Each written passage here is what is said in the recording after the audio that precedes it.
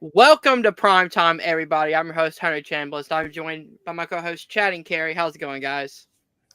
Going great. Here to talk about some Buffy the Vampire Slayer. Finally.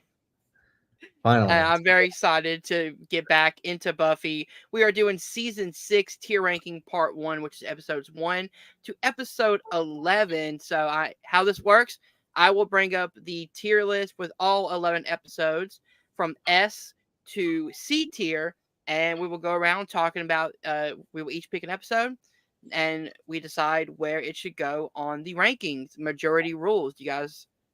So, if you guys want to start, Kerri, do you want to kick off with your first selection?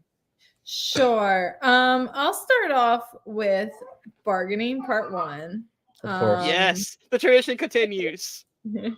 So this is the first episode of the season. We kick things off. We find the Scooby Gang. They're trying to they're trying to move on with their lives seemingly, but then it's kind of revealed that they're actually, at least Willow, Tara, Anya, and Xander are trying to bring Buffy back from the dead, rescue her from hell.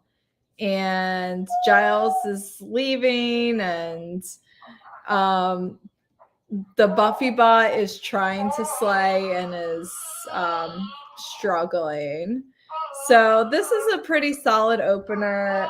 I would say, though, overall for me, this is, I'm going to say a B episode. I would say a high B, maybe a low A. I think it's a good opener, but it is definitely like one of a two-parter.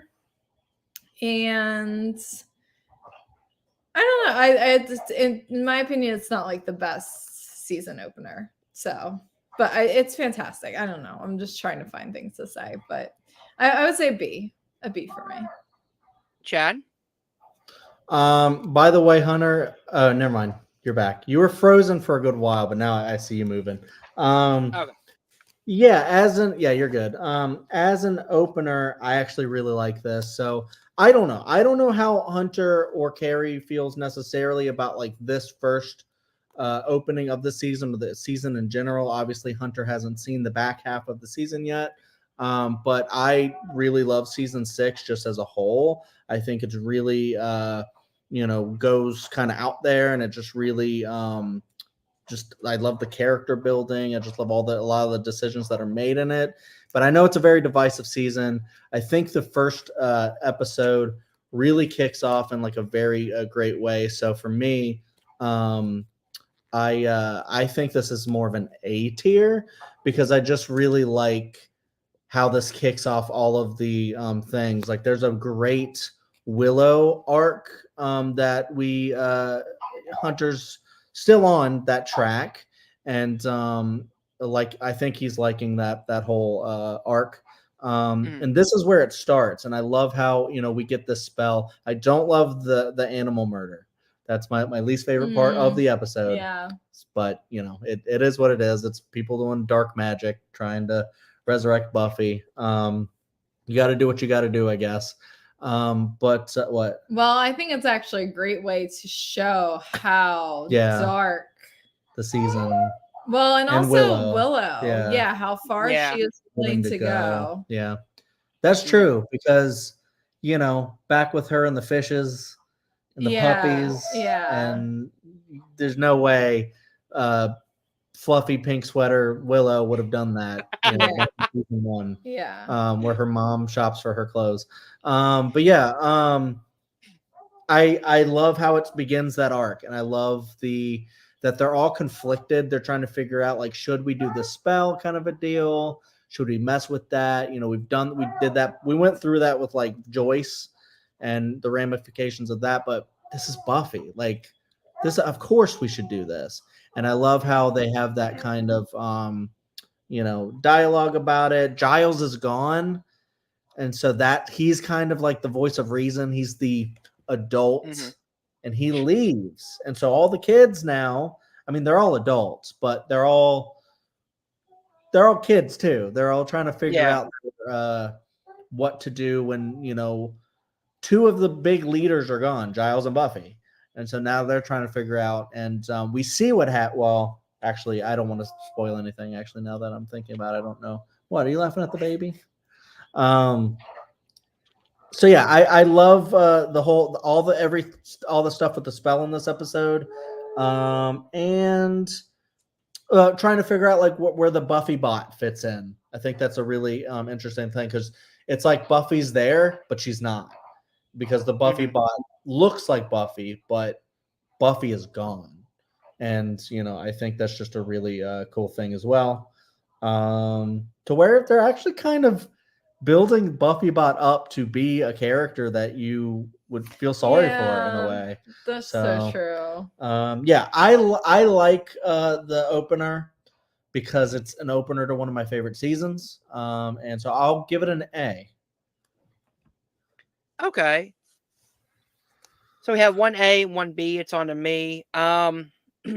This is a really good season opener because coming off of what happened in the end of season 5, you have to figure out a unique way to bring Buffy back unless you don't want to have a show.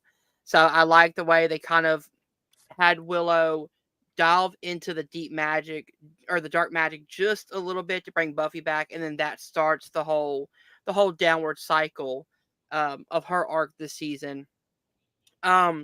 Me personally, I think I prefer Bargaining Part 2 over Part 1, only because you get the aftermath of Buffy kind of coming back and getting her wits about her, and just kind of, what is really missing from Buffy, for her coming back. So I think I'm going to give it a high B tier, only because I like Part 2 a bit better than Part 1. So let's bring this back up. So episode 1 will go into high B tier. All right, so as you guys can see, high B tier. Let's move on to Chad for his next episode. My next episode. All right. I'll rip off the Band-Aid. I'm not gonna do. You know what? Screw it. I'm gonna do a Kerri thing. We'll talk about that other one later. Let's just go ahead and talk about Bargaining Part 2 because it is a 2-parter, so it makes sense to talk about them like in kind of order with the other. Yeah, my opinion on this one is we're going to talk about the 3rd episode soon, and I think that 3-episode thing, the 3-episode order, I don't know what you said late, all together, they kind of form just like one big episode. Oh, okay. And it's almost like like a movie, like a Buffy movie at the beginning of season 6, where you have the spell, you have the aftermath of the spell, and then you have the aftermath of the spell.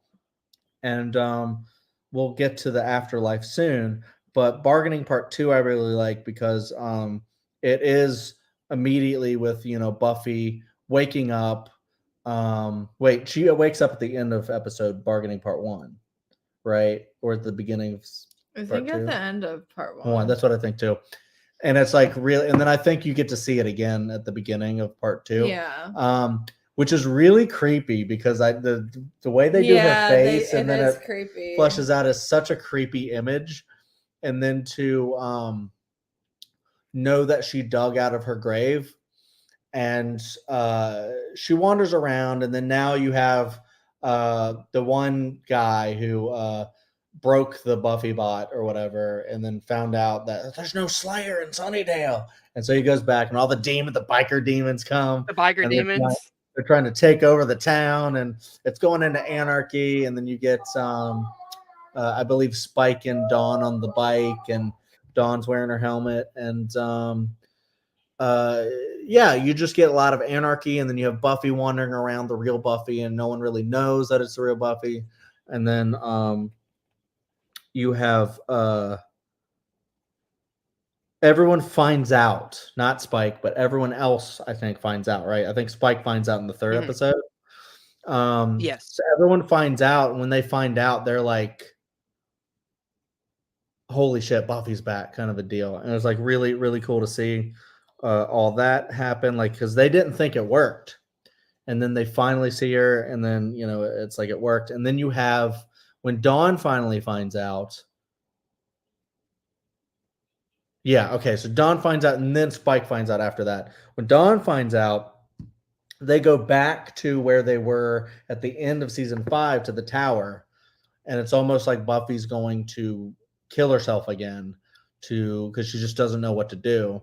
And Dawn then decides to, basically say, you're back. I don't know why you're back, but you shouldn't like kill yourself again. And it's like a really emotional scene, and I love that. So I see what you guys mean about like this one being more like emotional and stuff, but I still would put them both in an A kind of perspective. But for that, I would still put this one in A, despite having the first episode in B. I just think that it's a really great two-parter.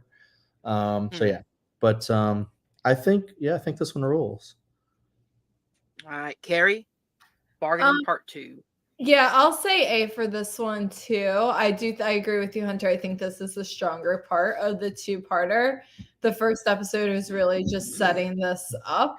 And I do love, like you said, Chad, the interaction between Dawn and Buffy in this episode. I like just how we get to see everyone finding out that Buffy is back, and we'll kind of seeing the full consequence. Well, I guess not the totally full consequence. She sees half because she's like, she had to crawl out of her grave. Yeah. Yeah. So I think that's so yeah, I agree that I think it's the stronger part of the episode, and we get to see some actual Buffy action, not just the Buffy bot. Yeah, and Hunter already knows. It's not a spoiler for Hunter because he already knows about the full consequences of what they did. Yeah. Episode. Yep. Yeah, that's true. Yeah. Just wanted to let you know in case you were trying to like hold that back. No. But we'll get there. Yeah. So yeah, Kerri, put this in A tier, you said? Yep. Okay. Yeah, I agree with A tier. I think the interaction between Buffy and Dawn at the end, when she's like, "You can't do this to me again," was so freaking powerful. Yeah. And then of course going back to, the scene of the crime, pretty much where season 5 ended, was a really cool way to tie, these 3 episodes in as one. The season 5 finale and then these 2 parts. The biker gangs were really cool. You actually got some Buffy action in this. So yeah, definitely A tier for me.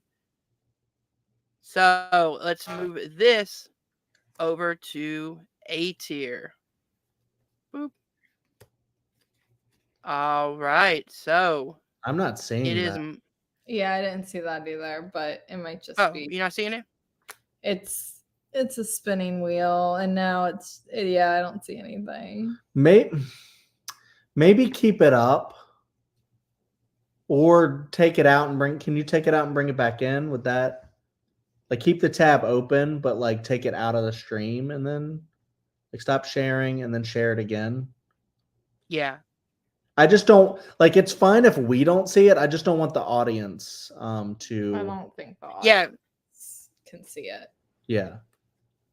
Well, if that's the case, then maybe let me try to bring it up one more time. If that doesn't work, then we can just kind of talk about it and put them in and just write it down. Yeah, we could do that. We don't really need the thing, but if we have it, it's as long as Hunter has it on.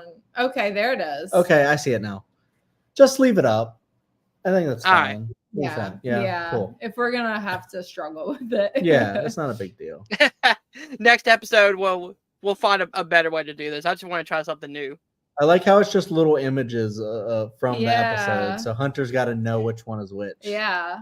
Yeah, I had to find. Well, for me, they're in order, like 1, 2, 3, 4, 5, all the way down. Okay. Gotcha. So I can just be like, all right, episode 5, and then go to the 5th picture, and I know it's episode 5. So that's a good thing for me. All right, so it's on to me. I'm gonna go with one of my S tiers. Get that out of the way. I'm going to go with Wrecked as one of my S tiers. I think this is a super powerful episode. If you guys don't know what the episode is, Willow is going down this dark spiral of using her magic, and it's taking control of her like a drug would, to the point where she goes to this, this warlock who puts her in this like trance like spell. At the end, Dawn ends up getting hurt, and then Willow has to feel the repercussions of her actions. I think it's a really good way of dealing with such a serious topic like a drug use in a way with Buffy where it makes sense. Like we've seen throughout the half of the season where Willow is relying too much on magic, like it's a crutch for her, and then this is kind of the peak of where she really sees what her actions have done.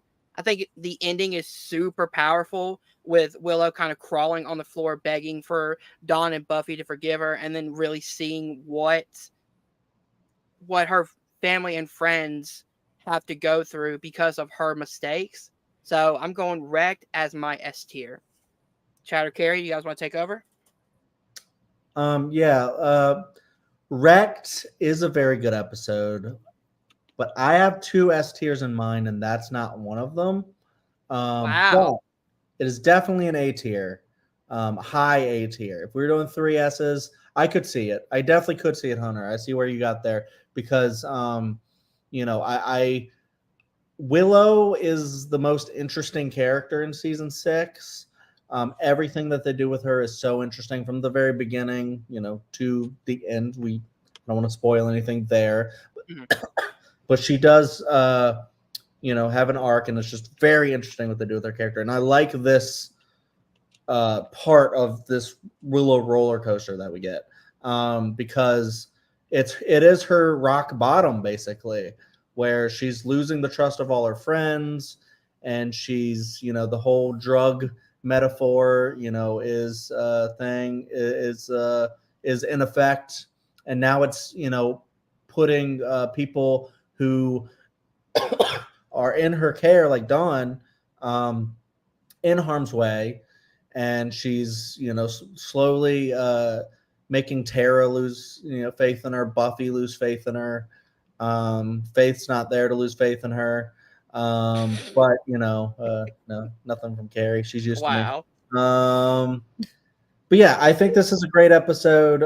It's very sad because we love Willow, but it's also very interesting. So I would say high A tier.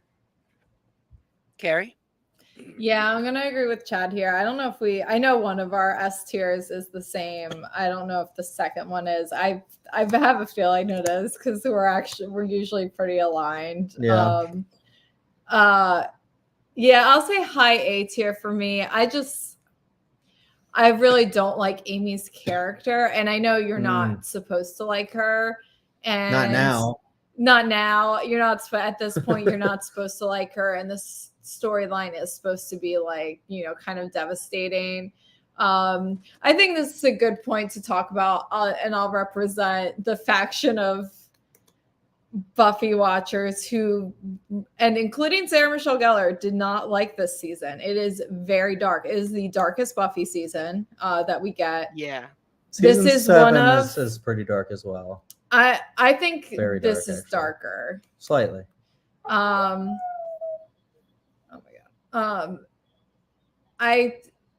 And this is one of the darker stories. It's not the darkest, but it is one of the darker storylines here.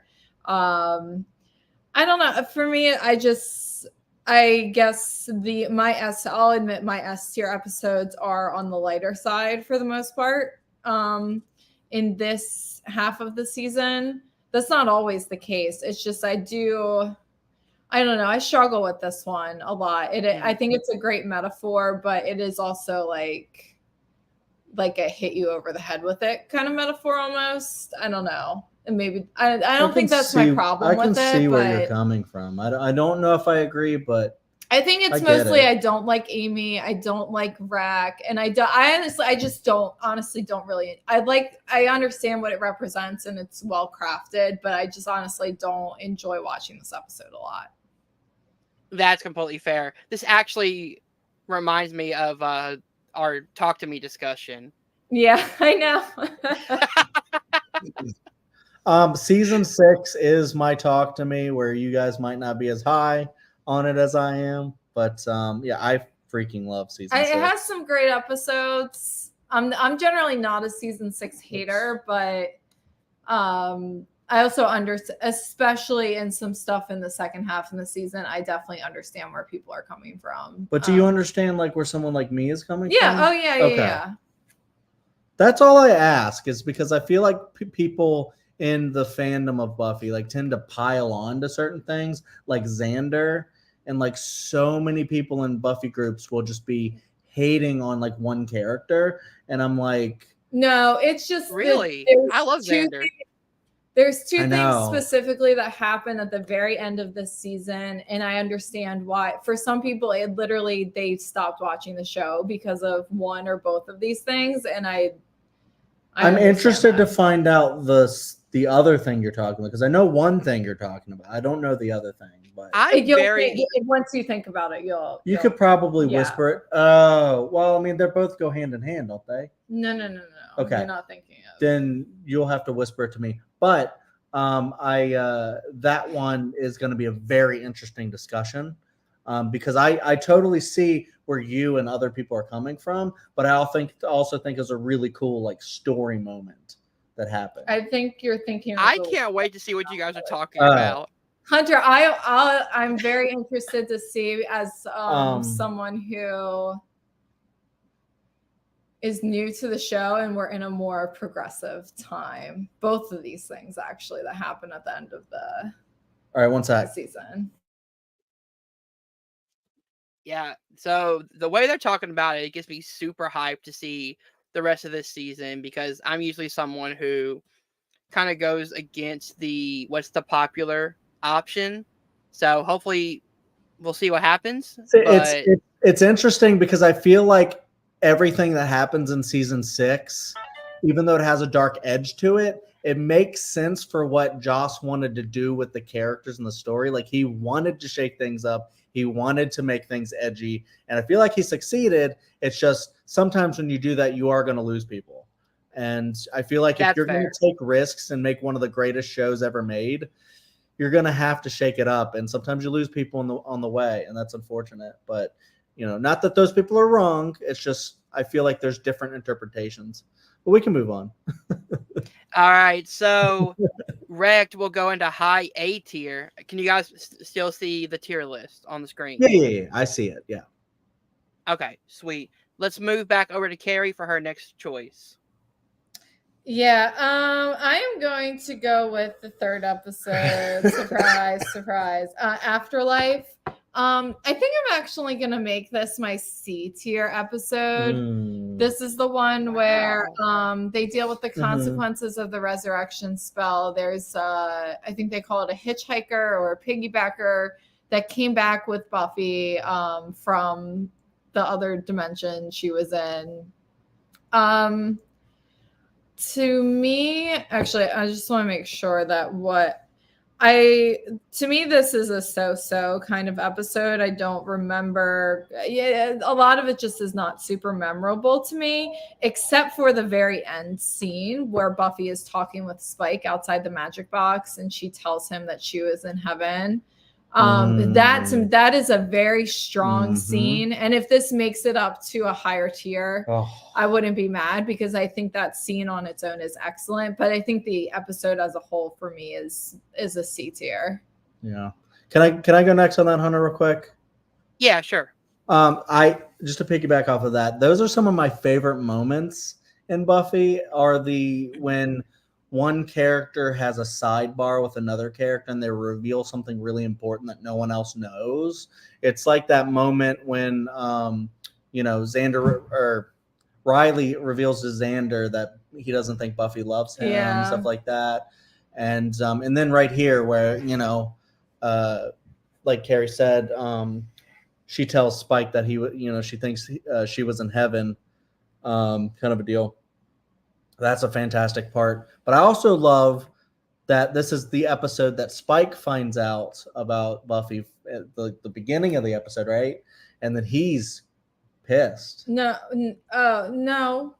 He's mad that they brought her back. He didn't find out at the beginning, though. Well, he finds out. Right? I think he finds out at the beginning that Willow brought him back. He knew Buffy was back.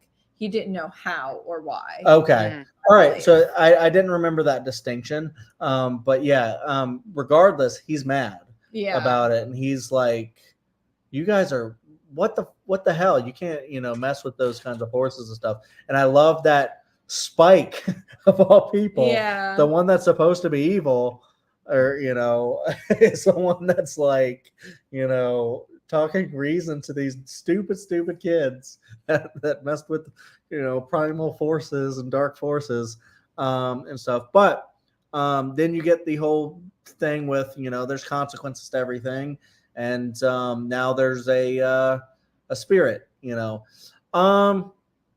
I think Kerri's right though. I think that this, if anything's going to be C tier, I'm fine with this one being in C tier, just because I like all the episodes. I think I like all the episodes in season 6. I have to look through them and find out.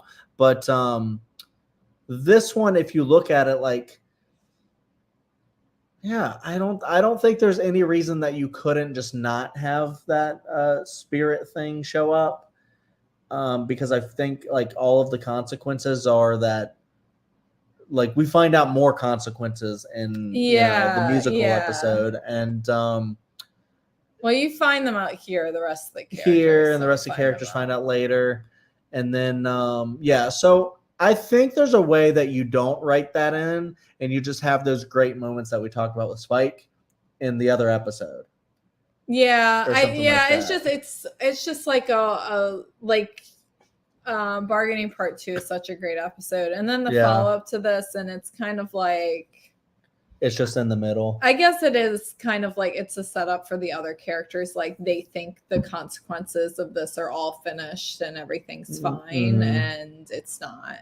Yeah, and it's one of those things where if you're writing a story and then you need a filler episode, I mean, they make a joke later, I think this line's mostly filler. So they kind of throw out that there's times where you just kind of need filler stuff. Yeah. Whether a filler episode can be a good episode, it can be fun or something. Like a bottle episode, a lot of the times are fillers. Yeah, and those episodes can be great fun. filler episodes, it isn't all filler. That's one of the things I like about Buffy is even in episodes that are Monster of the Week episodes, you still get some significant plot development, character development a lot of the times. I think every single episode, even the ones that we think are, I think especially in this season, in the later seasons, yes. But I think even throughout the full show, even if there's ones that are you know what, I don't really like this episode that much or something, you always get some sort of great character joke or moment that you love. I don't think in every episode even of Buffy. My least favorite Buffy episode has some fun stuff to it. So. And obviously we're rambling a little bit because we're waiting for Hunter to get back.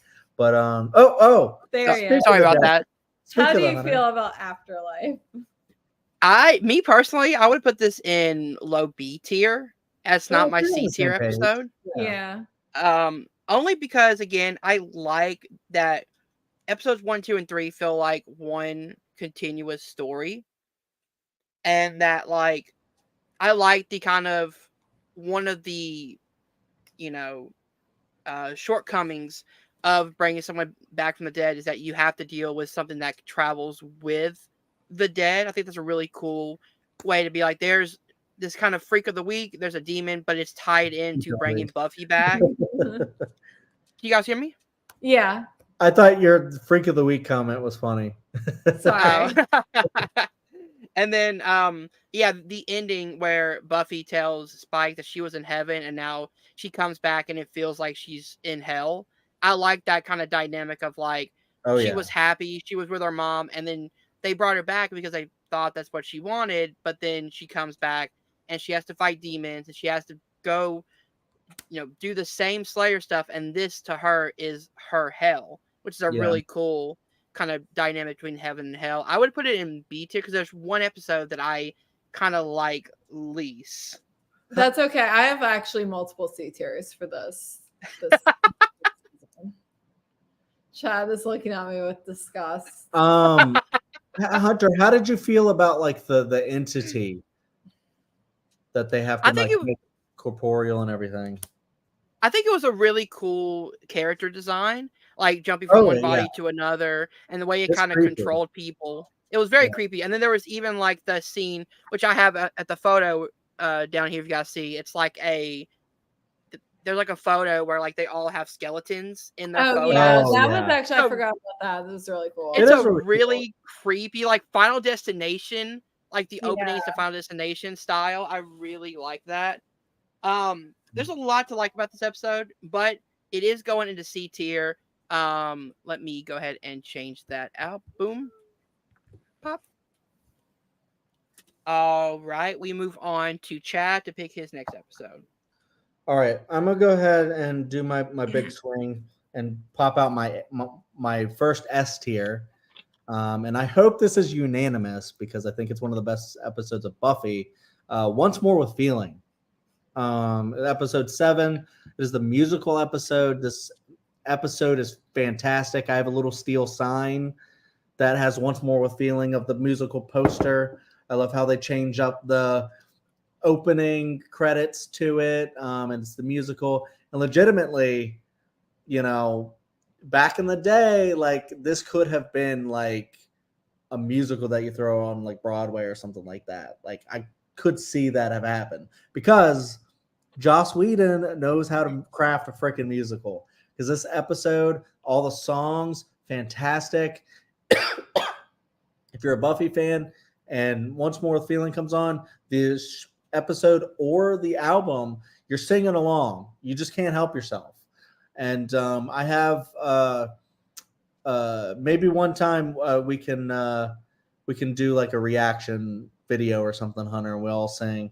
We are going to have some friends over who love Buffy soon. When they get to that episode, and we're going to have a sing party. It's going to be great. One person probably won't be happy about it, but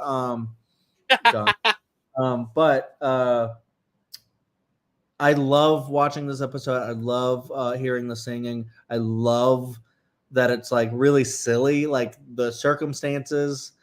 Everyone's trying to figure out what's going on, and then they're like, it's weird. I was dancing while cooking breakfast earlier, and it's just like I don't know what the hell's going on. The whole town is singing. A lady's singing about trying to get out of a parking ticket. Someone's singing about a dry cleaning get the mustard out of his shirt. The mustard. Because, all the songs are great. Everyone sings well except for I guess Allison Hannigan, because she has like 2 lines and one's I think this line's mostly filler. I love not just that, but like the story that they bring out in it, because this is where Buffy reveals to everyone about her being in heaven. She was in heaven, and so give me something to sing about, kind of a deal. And everyone realizes. I love. Reminds me of the name of the demon. Oh, Sweets, yeah. So I love the demon. I love that it was Sweet. Yeah. Not Sweet, yeah. I love that Xander was the one that conjured him, and he was like, I thought it would be fun, kind of a deal. And like that's the reason why I thought it would be fun. Songs. You get like a very sexy moment between Tara and Willow in it, which is I guess was pretty edgy at the time for the TV networks, but also very progressive. There's what else? You get Giles is contemplating leaving, or wait, because he comes back, right? And then he's contemplating leaving again. Because he's like, does she need me? Am I in the way? And then you get the duet between Tara, and she's like contemplating leaving, and there's just so much a great going. Duet. That is. Yeah. There's so much going on in this episode, and I'm talking so much because it's one of my favorite episodes of all time. Of course, this is an S tier, it's the best. Yeah, Kerri. No, I agree. The songs are perfect. They're hilarious. Yeah. But they're also, so many of them are completely heartfelt, and she'll never tell. Yeah, they're so on point to the care. Like, it's so amazing that they were able to craft a musical episode. Like, not only are the songs catchy, not only are there so many major plot points in this episode, everything is so true to the characters. Yes. And also, but lyrically, everything is beautiful. It's composed beautifully. The dancing's great. The choreo, like the dancing and choreography, the outfits, like, and several like pretty professional singers in this episode. You know, James Marsters is a singer in a band. Rupert Anthony Head is a singer. He was in, I guess, he was, I think, in the opening production of Rocky Horror Picture Show. He was also in Repo Man. He was also sang Behind Blue Eyes one time. Amber Benson has just a gorgeous voice, and everyone else sounds great as well. Speaking of Amber Benson, she likes to talk about that episode where she made the mistake of bumping into a pole or something. Oh no, she messes. Yeah. She kind of messes up her dance moves, and it's a mistake that's kept in the thing, but you can see her kind of like laughing about it in the episode. But it's so like blink and you'll miss that it's hard to even find, even if you're looking for it. She likes to bring that up, and I think that's really funny. Yeah. Yeah, so I would say this is one of my S tiers as well. This is like, have been singing the musical for this. A standout freaking episode. And we just, since, it came out, basically. We just sometimes throw this on in the car and just sing. Oh, yeah. Road trips in the and shower, like, yeah. Aww. It's the best. Yeah, this is my S tier as well. Spike has a great song, Rest in Peace, where he's singing to Buffy. It's so funny, but it's so like heartbreaking at the same time. Yeah. I love Anya's song about why she fears bunnies so much. Yeah. Why do they eat carrots? Why do they need good eyesight for? Is a funny line. Yes, this is absolutely an S tier. I also love like the look of the demon. He's got this kind of bluesy, like kind of devil at the crossroads look to him. So very cool. Yeah, it's definitely an S tier for me. If you guys can see the photo, I chose the one where he's in the blue suit. Oh, nice. Yeah. Yeah.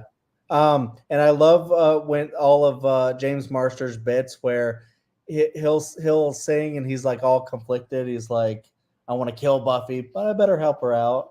I better help her. It's the best. Hunter, I just want to say, for us, you are very frozen. Oh, no, now you're fine. Every time I mention it, he comes back. You just gotta mention it. Hunter, you're frozen. Boom. I see you. You're drinking. Yep. All right. Is it on to me? I think so. All right. Let me go back to my other episodes for a minute.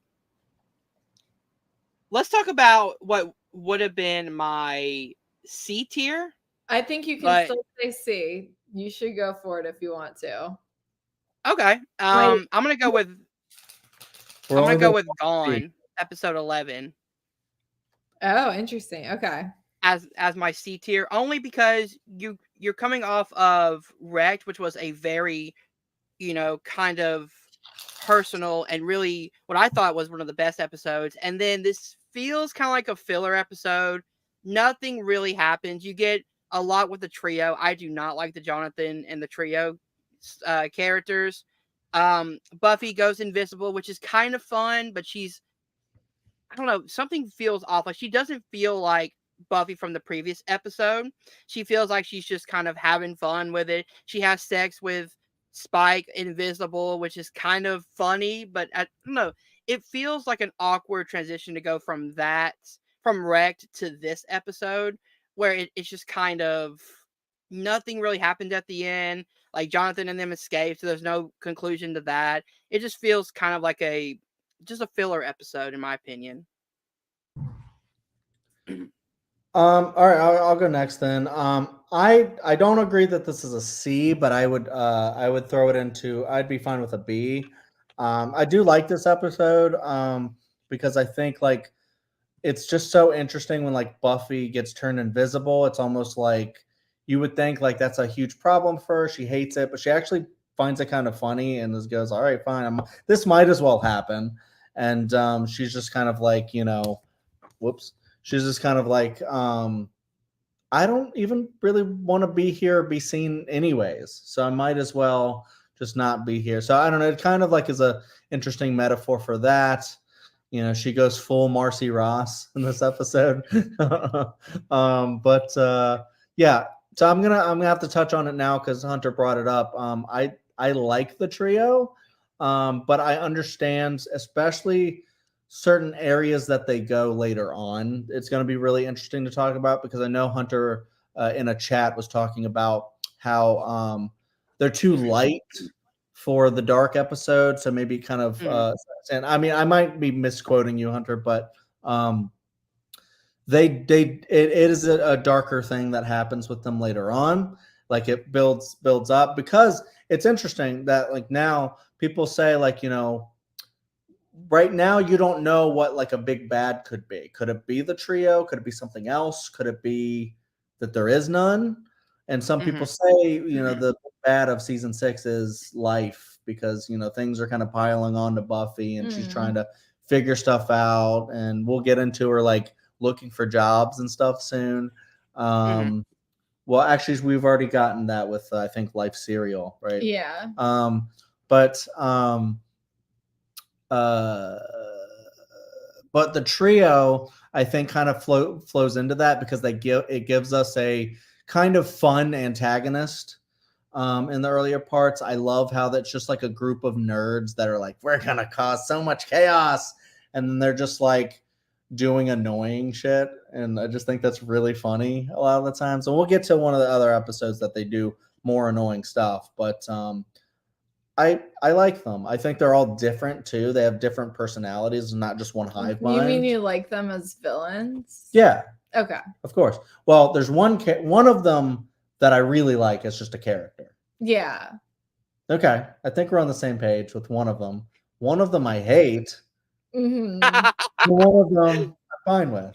Yeah. Okay. So we're on the same page. And they all make sense once you watch like again. I have the disadvantage this time of not knowing where they're going. So to me, they just feel like they're getting in the way of some of the most important plot lines. Just to have this. I'm sorry, Hunter. I was just going to say, I think that's the point. I think they want to disrupt things and be in the way and stuff like that. So I'll say, I think we can have, once you've seen the entire season, a really interesting conversation. I'll be interested to see if you still feel the same way. Because I do think there is a point. Like you can't see it from this side of the season, but I think there is a point that is actually being made with the trio. Or at least maybe I'm reading too much into it, but we'll definitely talk about it.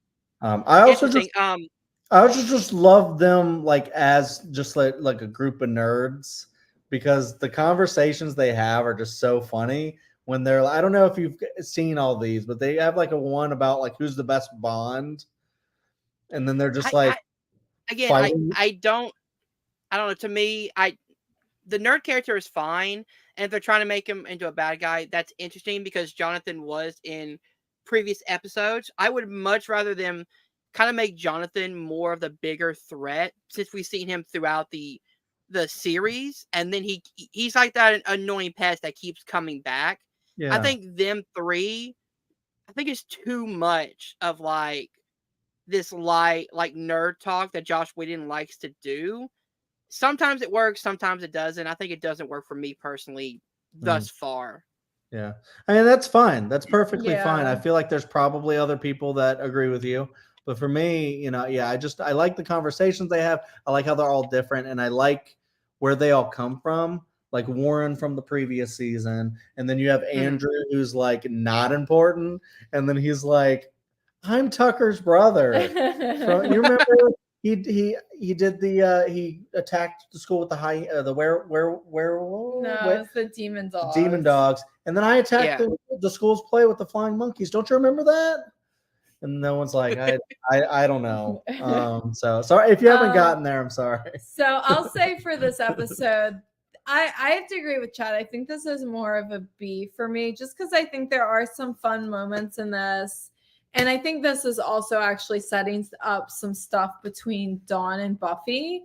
Not setting it up, but like continuing the through line of it where Dawn just feels like Buffy is like half out the door the entire time. And like she's really just not present with her. I do understand actually, Hunter, this episode coming after Wrecked is a little odd because I do like it seems like in Wrecked, Buffy is kind of more all in. She's obviously like Dawn gets, but it does also make sense because when Dawn gets into that accident with Willow, I think Buffy doesn't show up for a while, and then she's like, "Oh, Willow, I thought you were taking care of Dawn," and Willow's like, "I thought you were taking care of Dawn," and like no one's there with Dawn except for But I think Gone has enough funny moments. I do actually like the premise of like, because we do have these nerd characters, no matter what they're in this season, we have to deal with them.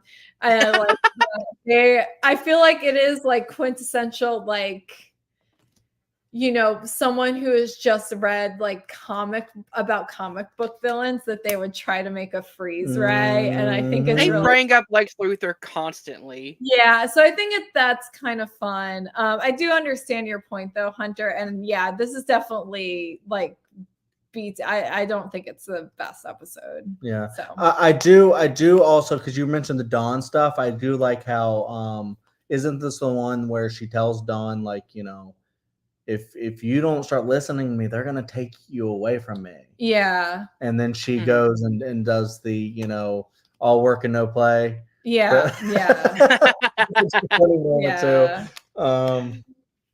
Yeah, and that was a funny gag of like moving the coffee cup around. Yeah. It's like, and she's like, the voices are talking to me. They're making me do it. Yeah, make her look crazy. I don't know. The only other weird part in this episode is that like in Wrecked, Buffy has that realization where she's talking to Willow, and they're kind of agreeing on the same thing, where like Willow needs to back away from magic, and Buffy realizes that she needs to kind of get away from Spike because that is going to cause more drama and more trouble down the line. And then in this episode, she immediately goes and has sex with Spike, like right after having that conversation. It kind of felt kind of jarring for me personally. Yeah, I can see that. I think that's almost like the point, like part of the point where she's like acting like she's all in on this, but then as soon as she has an excuse to go do it again, she goes back in. But you get to see that like she can't really just dismiss Spike altogether because he's the only one that listens to her and connects with her at this point. Yeah, and everyone else is kind of like betrayed her or just doesn't get it, and Spike's the only one that does. Yeah, I will say Spike has some funny lines in here, like when him and Buffy are having sex, and God damn it, my mind is just going everywhere. Xander walks in, and he's like, "Oh yeah, I'm doing push-ups on the bed naked." Yeah, that's pretty such a funny line. Yeah. All right, let's move back over to Kerri for her next choice. Okay. Number 4. Yeah, what's number 4? Flooded. Okay. I mean, whatever. I'll throw it out here. I'm gonna say Flooded, and for me, this is like another C tier episode. Like this is. I think this is the first time we really get in this season Warren, Andrew, and Jonathan as a team. They're trying to mess with Buffy. Buffy's facing all these financial problems. Again, for me, it's not the strongest episode as far as like if we're looking at like what's the plot of this episode, what happens. I feel like there's plenty of other episodes in the season that deal with the Buffy's financial condition and with the trio, and I feel like those episodes are better than this one. And this one, I don't know. To me, it's just kind of a forgettable episode, so I'm gonna say C tier. All right, Chad, thoughts Uh, on Flooded? Yeah, I'm not gonna say C for another episode. I'll say B at the least. I do agree. It's not like the most memorable episode. Not I don't remember a ton of things happening, but I do like that this is the introduction to the trio because I've stated I like the trio. I think they're really interesting. And then this is the beginning of Buffy trying to come back and face like normalcy, and like all of the adults are gone. So now she's responsible for stuff. What And adult? Like, actually, this is one thing I meant to mention was I do like one scene in this, which is where Giles comes back and basically chews out Willow for bringing Buffy back. Is from the that this dead. episode? Yeah, Episode, yeah. And it's actually just like Afterlife episode 3, where I think that scene is fantastic and the rest of the episode is just kind of As soon as like Willow's just sitting there like talking to Giles like, yeah, Buffy's back, we got it, and then he's like, you stupid you stupid stupid girl, child. you Yeah. stupid girl. And then she's like, what? But yeah, there's a lot of great parts in it. I love the Fashnik demon. You mean like cookies? And it's not this episode. Is it the beginning of the next episode where she's the basement's flooded and she's like trying to fix it? And she's I think that's this episode. I Yeah. love that stuff. I love the stuff where she's just like trying to keep everything together now. Like everyone else are children. Giles is gone, or Giles is not really taking care of stuff here. Joyce is gone. So now Buffy has to take care of it. She's got to contemplate getting a job.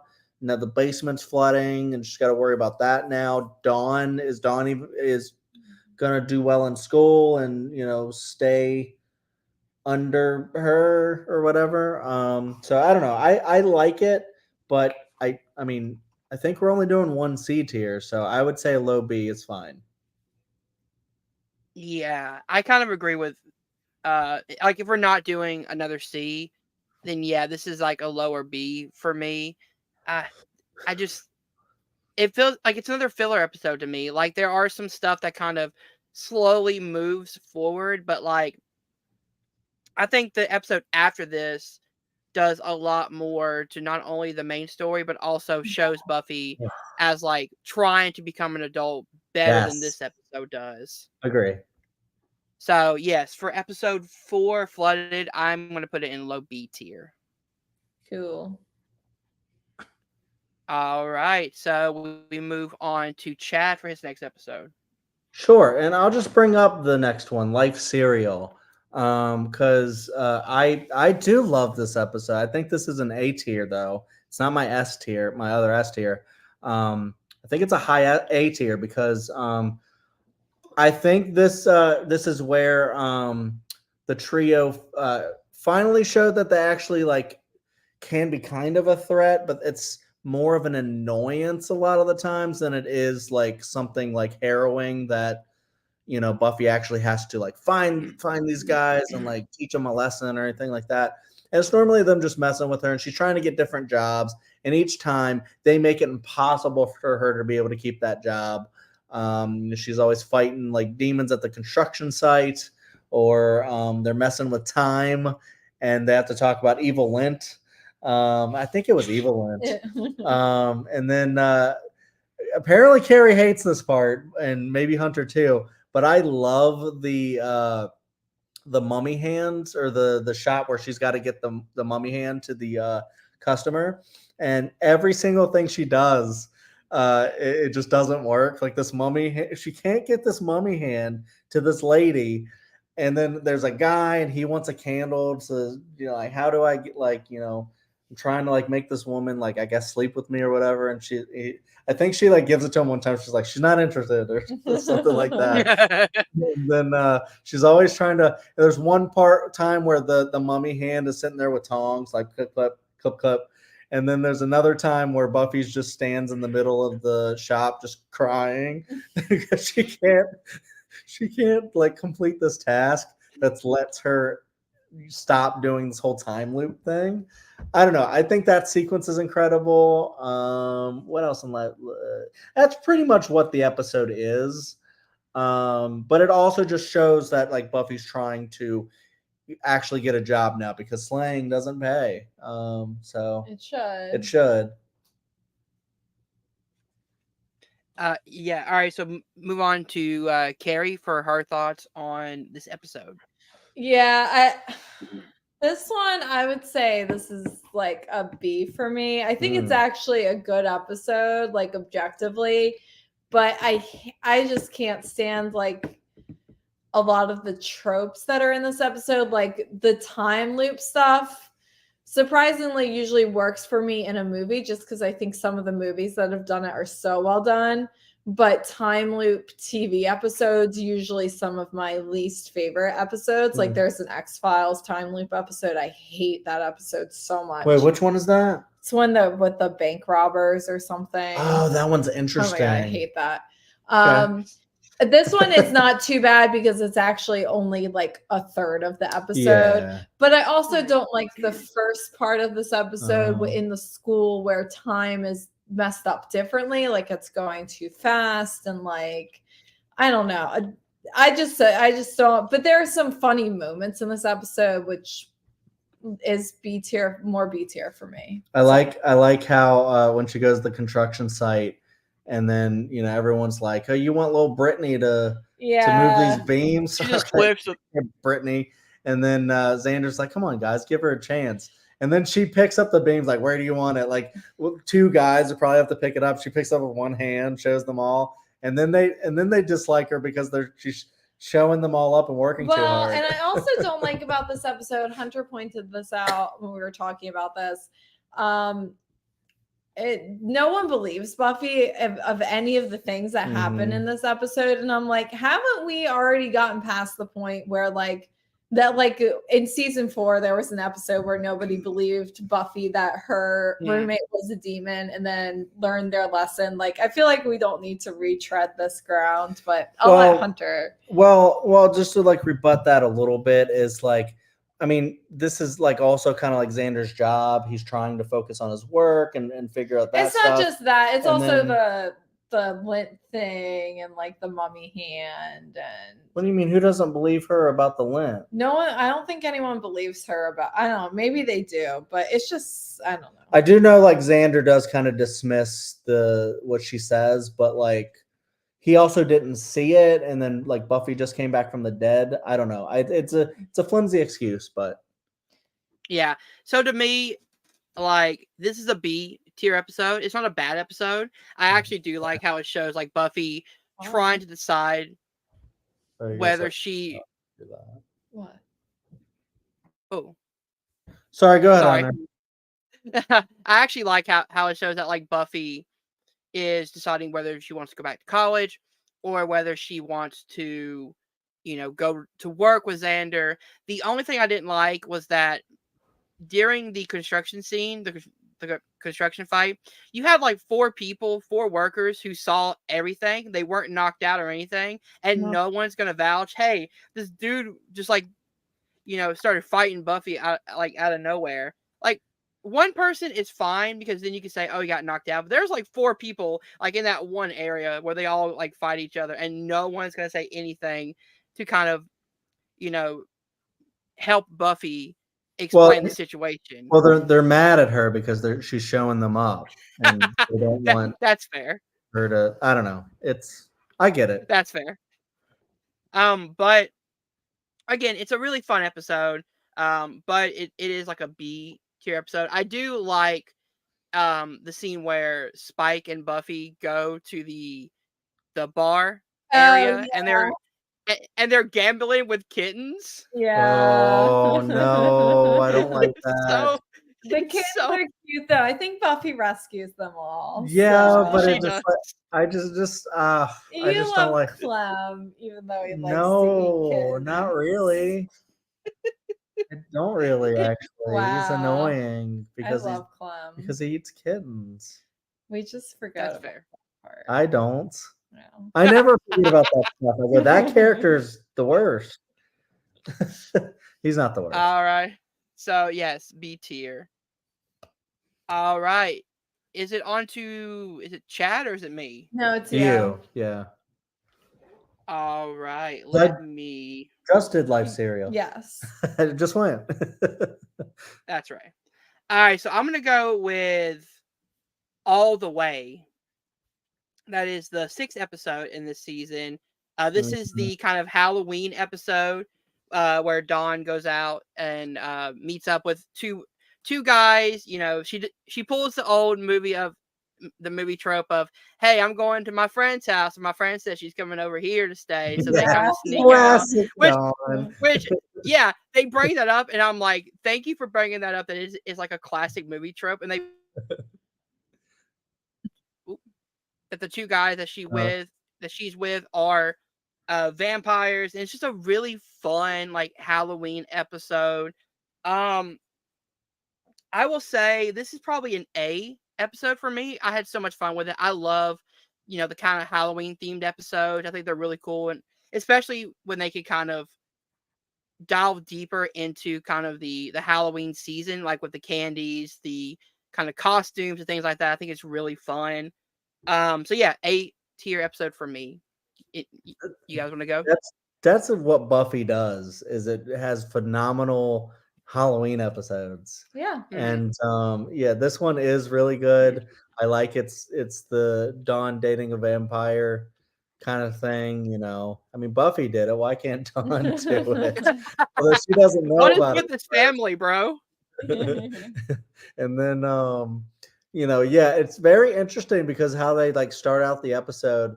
Because the very beginning of the show, it's a big like subversion of your expectations with Darla, being the vampire instead of the guy that she's with. She's the vampire. She kills him.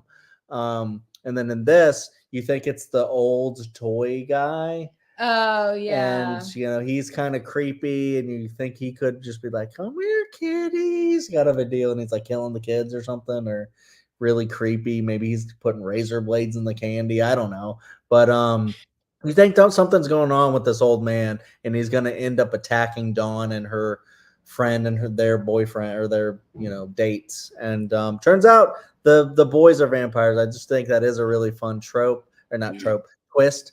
And then you get to see Dawn like immediately like fight back against that and not be cool with that. I think she immediately does it, right? And then this is also an episode where Tara and Willow have like an argument about Willow's overuse of magic. And I love Tara and Willow's stuff in the season. Because Tara is one that, you get to see the two different sides of magic where Tara respects the magic, and she knows like, the how dark it could lead to. And she doesn't like that. Like Willow is just like, I'm going to use magic for everything. And then Tara's like, no, like it's not good. Like, just use it for, I don't know, stuff that you absolutely need to, or, something like that. And Willow's like, just a junkie. And then I love that they have a lot of these consequences for Willow, and, people trying to put her in check and stuff. And it causes a friction in her relationship. It's a cool episode. I agree. Kerri? Yeah, I also agree. A great Halloween episode. I think it's our last Halloween episode of the show, sadly, but it is a great one. And yeah, I think what we haven't mentioned in this episode, Xander and Anya announced their engagement. That's at the very beginning. Yeah. In this episode. Yeah, and I think with Willow and Tara, I can't remember. I think it's in this episode, but it might be in Once More with Feeling. No, it is in Once More with Feeling, so I won't talk about it. But yeah, We already It's talked here. about Once Yeah. More. with Feeling. I know. Oh, it's in a different one? No, it's in Once More with Feeling, but we didn't talk about it, so it's fine. Or maybe You can bring it up if you want. it might be in episode 8. I Okay. think it's in episode 8. Yeah. So don't worry about it. Uh-huh. So I also like how at the end of this episode, it kind of really dives deep into how deep Willow loves magic and how like it's taken over her life when she kind of mind controls and makes Tara forget about the fight. Like that was so sad because it's like it's one thing to like kind of use it for like everyday life, but then to kind of target someone you love like that, that's kind of crossing over a line more and more. And that's where we get to the episode like Wrecked, where it kind of comes to a fever pitch. Are we talking about 8 right now? We can. Because I think that's what he was just talking about, right? No, we're talking about All the Way. I understand. Yeah. But she makes her forget then and all the way? That's where at the end. Yeah. The first time she makes her forget. And Tara discovers it in Once More with Feeling, and that's why she sings Tara's song. You're messing with my mind. Yeah. You're messing with my memory. Yeah. Okay. Okay, gotcha. And then they argue about it in episode 8. Yep. All right, so let's move back over to Kerri. Yeah, so speaking of episode 8, Tabula Rasa, this is my other S tier for this half of the season. I don't know if Chad agrees. Maybe not. And so if not, maybe it's just an A episode. But this for me is an S tier episode. I think it is one of the most memorable episodes of the season and of the show, where basically it starts out like we were just talking about. Tara discovered in the previous episode that Willow erased her memory of an argument they had. They've been arguing about Willow's use of magic for the whole season. And Tara brings up very justly, like, to her especially, one, you should never mess with anyone's memory, especially a loved one. But also Tara has, the previous season, her mind was messed up by Glory. And Tara just feels completely and totally violated by the person she loves. And instead of just letting it be, because Willow and Tara make an agreement that Willow is not going to use magic, I think, for like a month or something. 1 week. 1 week. Okay. Because Willow is trying to bargain for Tara to stay with her. And she goes 1 month, and then Tara says, let's try for a week and then see where it goes from there. Yeah.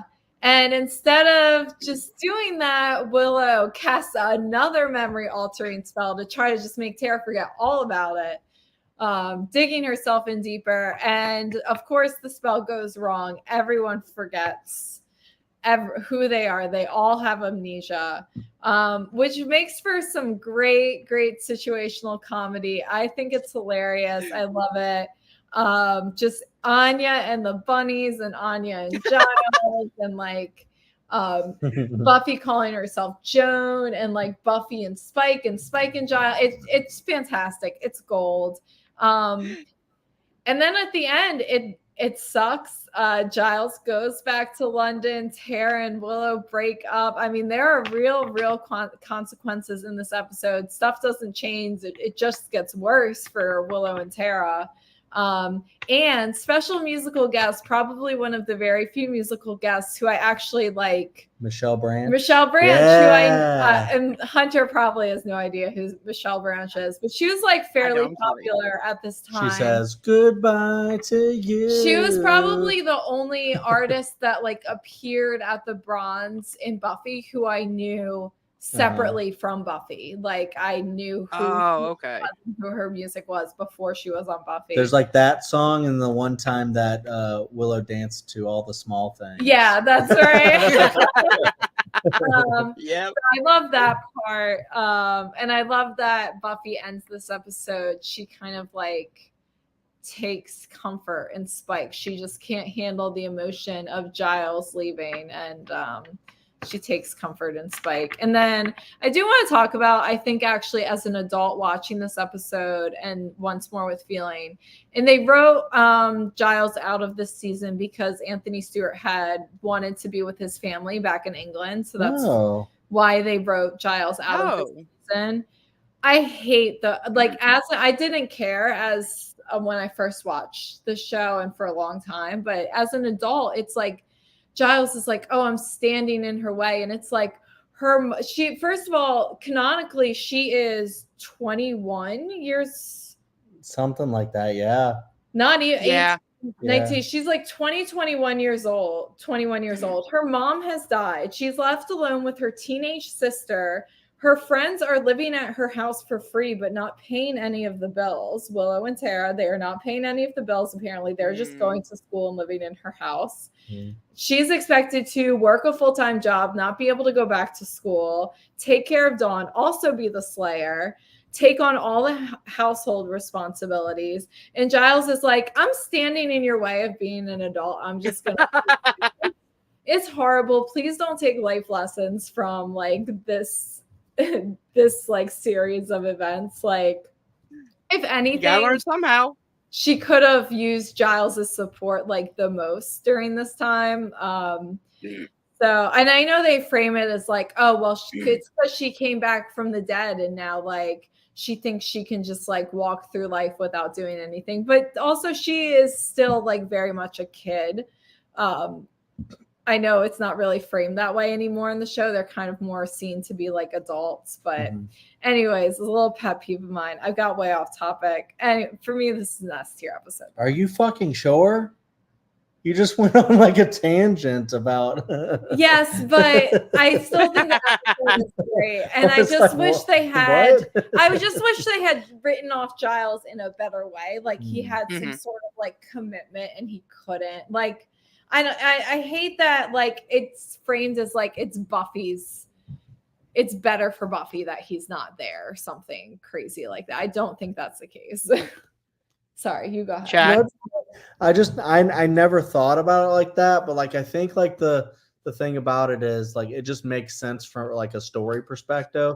Like it's like a lot of the times where you think about like, well, why would they do that in a movie? And it's like, well, elsewise the movie couldn't happen. You know, you need to have some sort of like suspension of disbelief and stuff. And like, this is a show about a slayer of the vampires. Whatever. So it's like, I feel like you said, they're stretching it to where they seem older than they actually are a lot of the time. But this whole time, I've been calling them kids. You have been. That's kind of like exactly what they are. But, you know, they are trying to take the role of adults and because like all the adults are leaving like Giles and stuff. And so, yeah, I understand where you're coming from, Kerri. Like, you know, I never truly thought about it in that way. I think I just get wrapped up in the story. So I don't really think about like, wait, Giles shouldn't be leaving. I just, you know, I'm like, well, he feels like it's. And then, yeah, like if Giles were there, then they never would have done the bring Buffy back thing. So they wouldn't have a show or a season.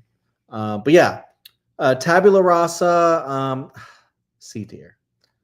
No, it's an S tier. I'm just kidding. That's my other S tier. I adore Tabula Rasa for pretty much everything Kerri said. I love that it's Willow digging herself in deeper, and then the whole stuff at the end. It's devastating at the same time as being incredibly funny. I love everything inside of the store with, you know, Spike thinking his name is Randy Giles. Oh my God, that line is so funny. Wait, am I your son? When he says Randy Giles, now I know why I hate you. That line is so funny. It's the best. Yeah, no one knows that. It's really interesting too because if we ever end up talking about Angel, there's an episode like this in Angel too. That is really cool. That one's really good too. Oh man, but that whole season is. Oh. Is that season 5? Yes. Okay, I like season 5. Oh God. There's no, it's not. No, it's season 4. Sorry. Okay. There's only one storyline that I don't like. No one likes it. Everyone hates it. But No one likes it. Off topic. We'll get there at one point, maybe. Yeah, I think this episode's incredible. I love that we did talk about the mob boss that has a shark head. Yeah, yes. Which is really funny. So I was getting up for something and I didn't see what he when he came in. I turned around and saw a dude with a shark head, and I was like, "Oh, I'm not surprised anymore." Yep, it's a demon with the shark head. But yeah, I don't know. Kerri hit on pretty much everything that makes the episode so great. She really laid it out as her big S tier, and yeah, I totally think it's S tier. I love that, like, when you get to episode 7 and 8, it's like a 1-2 punch of, you know, big musical episode and then big funny episode that also has a lot of like ramifications, like Kerri was talking about. And I don't know, I think it rules. So yeah, Once More Feeling and Tabula Rasa are great S tiers for this. Yes, I definitely agree. This was my third S tier episode. I think it's Cool. really, really good. There were some really great comedy moments in this, some really good kind of emotional moments. I did not think about the Giles thing, Kerri, and now I can't stop thinking about it. It does make so much sense what you're saying, though, where it's like, why choose now to leave? It's going to be. I get the. Go ahead. I was just going to say it's going to be interesting now hearing Kerri talk about that, like rewatching the series the next time. I can't wait to rewatch it. We're rewatching the series and just like kind of thinking about stuff like that, because I don't always think about it. Yeah, like I mean, I get that they wanted to do a, like, you know, they need to, like, everyone at some point needs to, you know, grow up and learn how to live on their own. But like, this is not the like, Buffy is at like the worst place possible, and she's like lost a lot at this point. It just like, I do like how, like, most of the time when something like this happens and Joss had to like pivot, really interesting storylines came out of it. Like, he was going to kill Spike very early on, and then Spike became so popular. And then, like, can you freaking imagine Buffy the Vampire Slayer show without Spike? I know. He's one of the most interesting characters of all time in TV history. Yeah. And and then this with Giles having to leave because of real life stuff. No, I do think we get a lot of really interesting storylines that we wouldn't have gotten if and we'll get to it, but like season 7 has some really cool Buffy Giles stuff that I don't that like. what I'm saying is it's not like fun, but it's really interesting, and it's because they have to kind of like they grow apart a little bit. Yeah, I don't like it. But it makes Buffy a stronger hero. It's like with Harry Potter, spoiler, Dumbledore has to die, and like all these things have to fall so Harry can be a hero. Giles doesn't die. Why would you spoil? Just kidding. He might. He might. You never know. So yes, this is definitely another S tier for me. There's so many good moments in this episode. All right, whose turn is it next? Is it Chad's? Chad's turn, and we only have one episode left. Yep. No. But you get to talk. We have about, 2 no, episodes. We have one episode. Oh, we already talked about Smashed? No, we haven't talked about Smashed. Oh, we talked about Gone. So let's talk about Smashed. Okay. Yeah.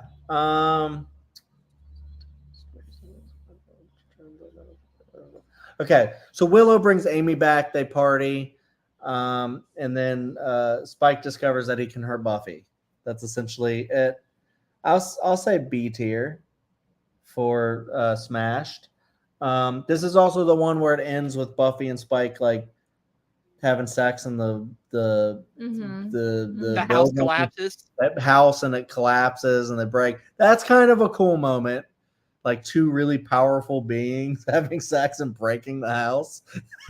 What? Literally bringing the roof down. Yeah.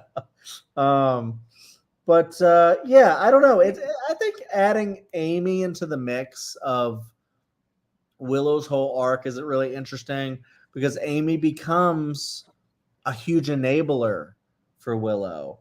And you when you have those in like real life, it makes it so much harder for Willow to get on a straight and narrow, and I think it just adds a little bit more tension. And it's just also interesting because like if they would have never had Amy come back from being a rat, it would have been weird, I think. I have so many thoughts. And I'm almost done. I know. I don't have a lot to say. But I think like turning Amy into kind of, almost like just like an antagonist, pretty much, just a different kind, is interesting. I guess I'd be pissed off if I was a rat for so long too. I'd just be angry. I think that's pretty much all I have to say about it. I think a B tier. I agree, B tier. And I think actually I've pinpointed, this has reminded me of why Wrecked for me doesn't work, I think, quite as well as it should. I think Wrecked is still A tier though, because it is like, I think it pulls off successfully. Ultimately, like Willow's like what we think is her rock bottom, maybe. But with Smash, Amy comes okay, and you have to think about the last time we saw Amy was in high school, and she briefly came back in that Something Blue. I mean, yeah, whatever. But the last time we saw Amy really was in high school, and she comes back in season 6, completely different character, to be honest. Because in season 3, she was like nice and just doing witchcraft, like at the same level that Willow was. Yeah, look at her mom though. That's not the point though. But then she comes back in season 5, and all of a sudden she knows about this like weird magic dealer Rack. Like, how would she know that? She's been a rat since high school, and in high school she was not that far into magic. Like, she wasn't.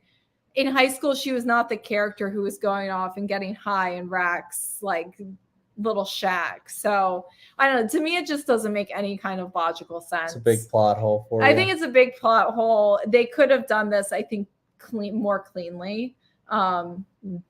They could have just had like another character come in. I guess they wanted to both wrap up Amy's character and or like close that kind of rat loophole, and at the same time further Willow's character. Like, I understand from a writing perspective why they did it, but it's as looking at it from like the Buffy universe, it does not make any sense to me. So B tier. That's fair.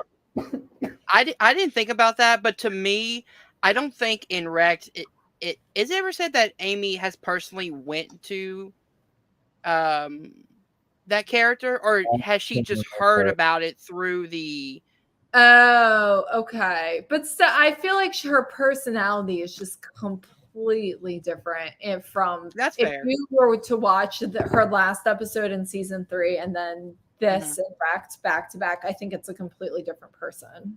It doesn't. I will say though. Oh, sorry. No, go ahead. I will say though, like, she was kind of burned and then turned into a rat forever. So I mean that could. But overall, like, I see what you're saying about, like, it does feel like a kind of a different person. I actually really liked this episode because it was the start of the slippery slope of, like, as in the enabler. Like, this was the episode before Wrecked where, like, that was, Willow's kind of rock bottom. But it kind of started because she brought Amy back. And it's kind of like she did this to herself. She brought Amy back because she was hurt by Tara, and then it's just, she wanted someone to hang out with, and then it just kind of spiraled out of control again, kind of like the drugs. You find that kind of friend that kind of gets you into it, and then it's the slippery slope that kind of brings you down the drain. I really liked the whole scenes in the Bronze where, like, they're turning everything inside out. They're changing the music, and then they're like taking those one guys who hit on them and then like making them naked in the cages while they're dancing constantly.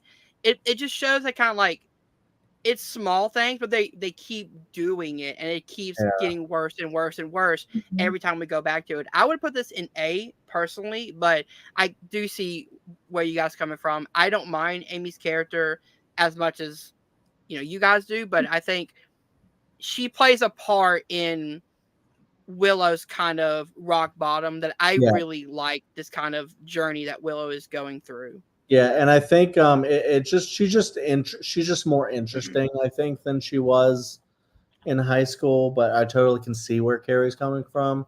But I will say, I'm kind of predicting that Hunter's going to like the back half of the season. I don't know. There's some very controversial things that happen in that back half. Sure, but Ooh. I don't feel like they're like that big of things. I think people like make them to be like really Well, huge. I think one is huge. One is a huge. I think one, Hunter will be like, yeah, I understand plot wise why they did that and have that. I think one thing though, he's not like. Well, I think both things plot wise make sense. I don't know. I am so excited now. But also, I like that Hunter is loving like the whole Willow thing. Yeah. The spiral of Willow. Yes. And that's why I think he's going to really dig some of the stuff in the back half. Yes, for sure. Even though there's two very big things that happen that are controversial. And I can't wait to talk about them.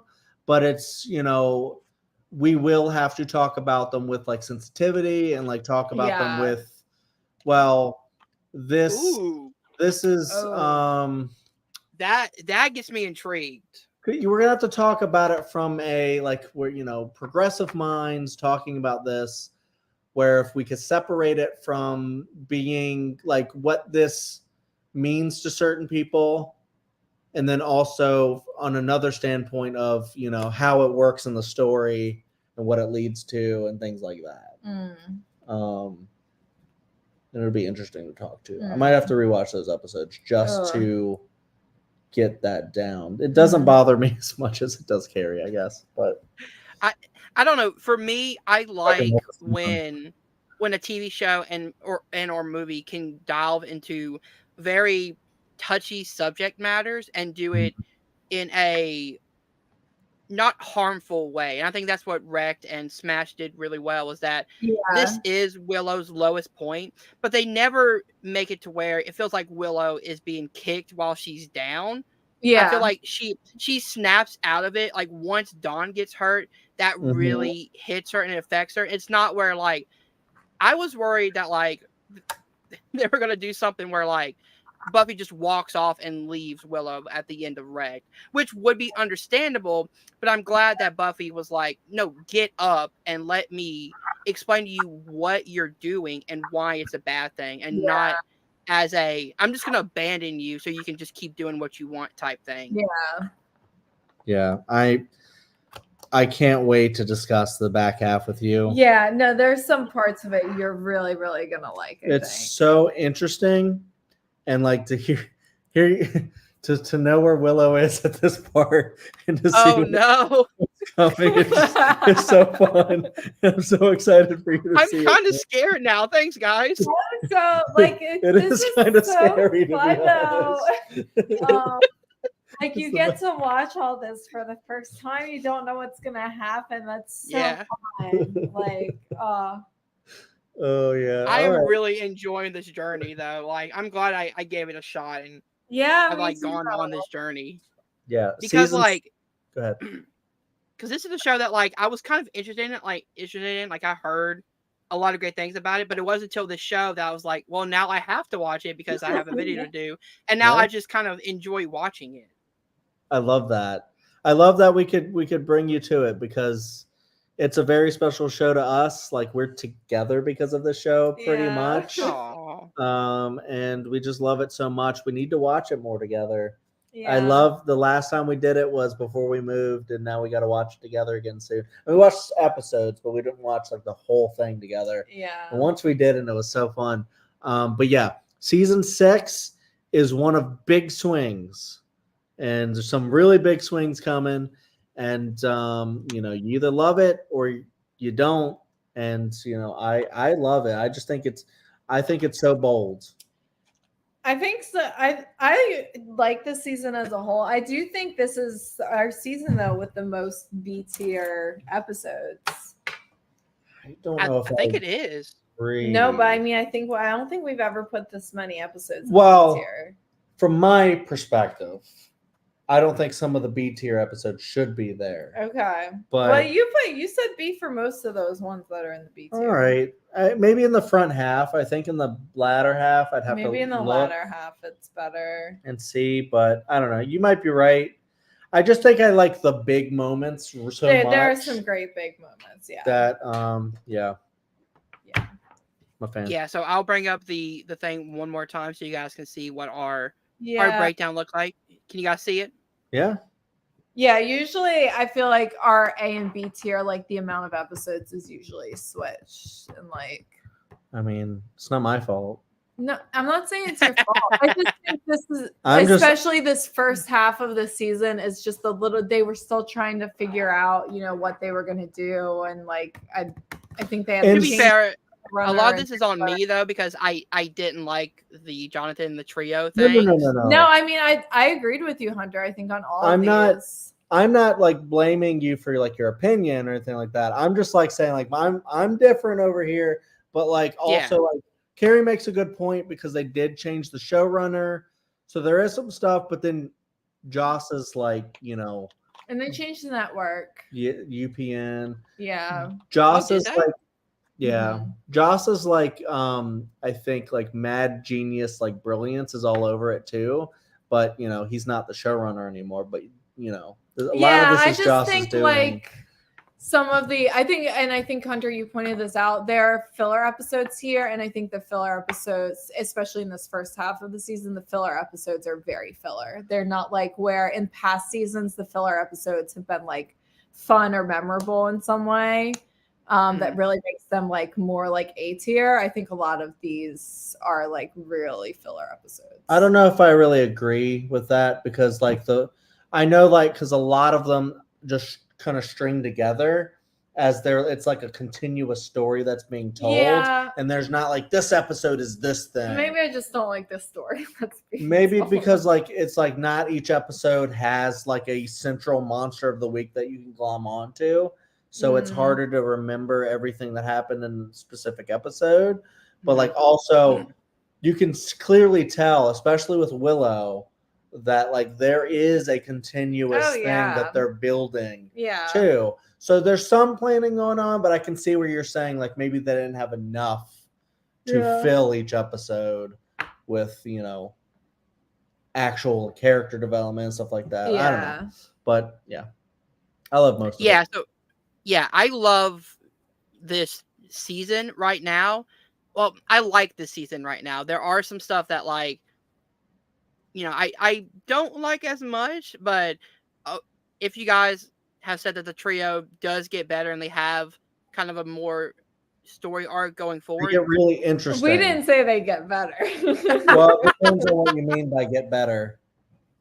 Get better at their I do think they get more interesting. Get better at what they're trying to do. They do. Yeah, that's what I want. I want them to like give me a reason to care about them. I think there is a point to the season, and I don't know if it was a point that the writers were trying to make intentionally, but I think it's definitely still relevant. But we'll talk about it. I think it'll become more clear after the end of the season. Okay. That sounds interesting. We'll talk about it. I can't wait to finish up this last half. Yeah, you'll see. You'll see, I think, where they're yeah. Okay. I think that's it, guys. Let me go ahead and take this down. Before we end up chatting, Kerri, where can people find you online? Here. Check out Chadwick Webb where we rank stuff. Check out the Dill Pickle Movie Network where we do Picture This. We go through every Best Picture nominee.